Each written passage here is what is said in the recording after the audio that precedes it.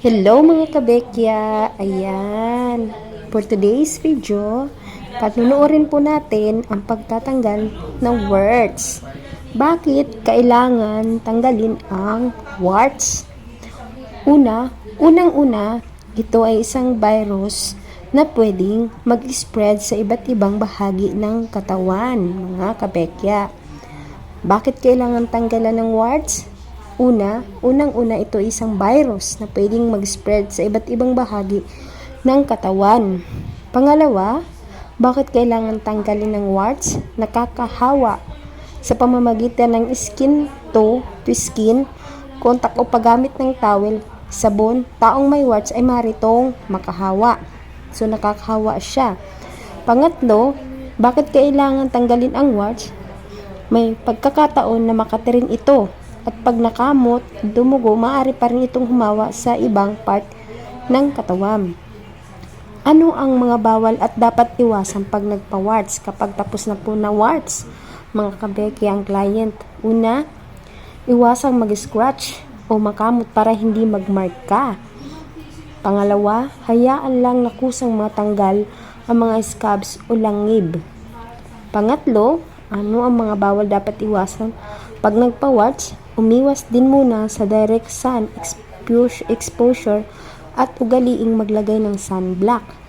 Pang-apat, ano ang bawal dapat iwasan pag ikaw ay nagpa-warts? Bawal basain 24 hours after ng treatment.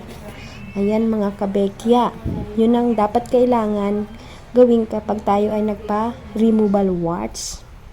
Mga kabekya. Yung una po, ang sinabi, dahil ito ay virus, so kailangan itong tanggalin.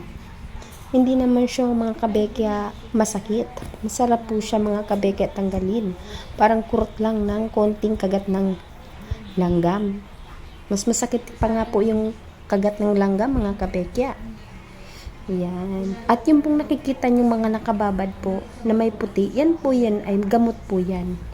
Para po maalis po yung parang anesthesia, hindi siya masakit. Yan po yung mga nakababad po. Ayan, tanggal warts po mga kabekya. Aking pinapanood. At nalaman ko nga po kung bakit kailangan tanggalin ng warts. Ayan kabekya. Sino na po mga nakaranas dito magpatanggal na, magpa-removal ng mga warts? Di ba kabekya, pag natanggal na ang removal warts, maganda na po siya mga kabekya. Makinis na po. Ako po kasi nung nagpatanggal po ako niyan, dati po, ang kinis na po ng mukha ko nung mga ilang araw po kasi natanggal na po siya ng kusa.